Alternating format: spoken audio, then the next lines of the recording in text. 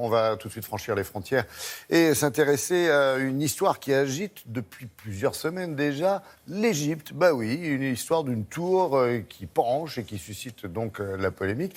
On va en parler avec Franck Genozo qui est en direct avec nous de Jérusalem. Bonjour Franck. Alors c'est quoi cette histoire? C'est ni Babel ni Pise, on est d'accord? Non, bonjour Laurent, et vous allez tout de suite découvrir ces quelques clichés que j'ai moi-même pris il y a de cela quelques jours à Alexandrie en Égypte. Une tour de 13 étages qui a donc basculé dans le vide et qui n'est retenue dans sa chute que par un autre immeuble qui lui sert en quelque sorte de béquille et sur lequel elle s'appuie. Alors cette image est très impressionnante, c'est devenu en quelque sorte à Alexandrie une attraction urbaine. On y va à la sortie du boulot, on y emmène les enfants le week-end. Cela pourrait tout à fait relever de l'insolite. Eh bien, ça n'est pas du tout le cas. En fait, en Égypte, cette tour est devenue un symbole, le symbole des maux qui rongent le pays, la corruption des élites, la démographie galopante, la crise du logement. Et vous allez tout comprendre dans ce sujet préparé pour vous ce matin par Giona Messina et Karim Al-Fawad.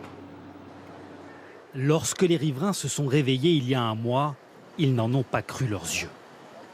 Une tour de 13 étages, en équilibre, miraculeusement appuyée sur une autre, lui servant en quelque sorte de béquille. Ce n'est jamais arrivé ailleurs dans le monde.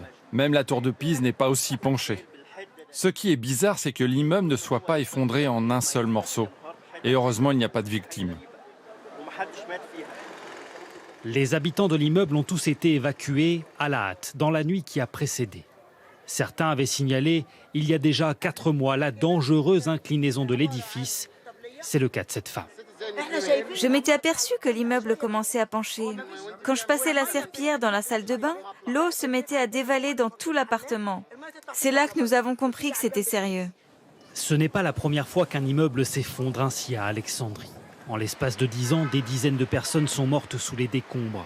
Rongées par la Méditerranée, le front de mer est devenu instable et certains quartiers comme celui populaire d'Azarita sont particulièrement touchés. Ici, les habitants sans détour accusent la municipalité et les promoteurs immobiliers de négligence. Allez donc à la mairie demander des comptes. Ce sont eux les responsables de toutes ces catastrophes qui nous entourent. Les promoteurs immobiliers sont malhonnêtes et avides de profit. Et il n'y a aucun contrôle. Alors pour un immeuble prévu au départ pour 9 étages, ils en rajoutent et passent à 16 ou 20. Corruption, constructions anarchiques et manque d'entretien. Dans un pays où la réglementation immobilière est rarement respectée, de nouveaux effondrements ne sont pas à exclure prochainement dans la baie d'Alexandrie. Très impressionnant. Franck, vous étiez sur place, Franck Genozo. Vous avez posé la question, j'imagine. Que comptent faire les Égyptiens? Un démantèlement? Comment ils vont s'y prendre?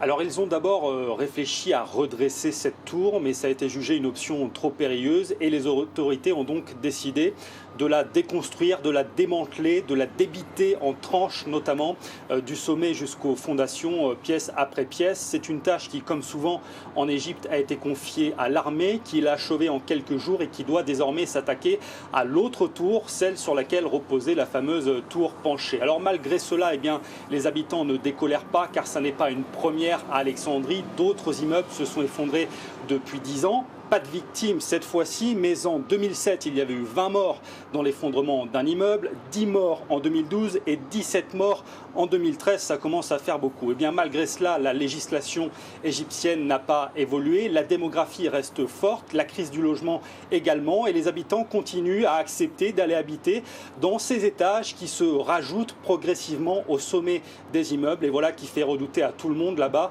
l'effondrement et de nouveaux drames dans les semaines, dans les mois ou dans les années à venir. Merci beaucoup, Franck Genozo. Merci pour cette enquête, pour ces précisions et cette image quand même très impressionnante. Avouez-le.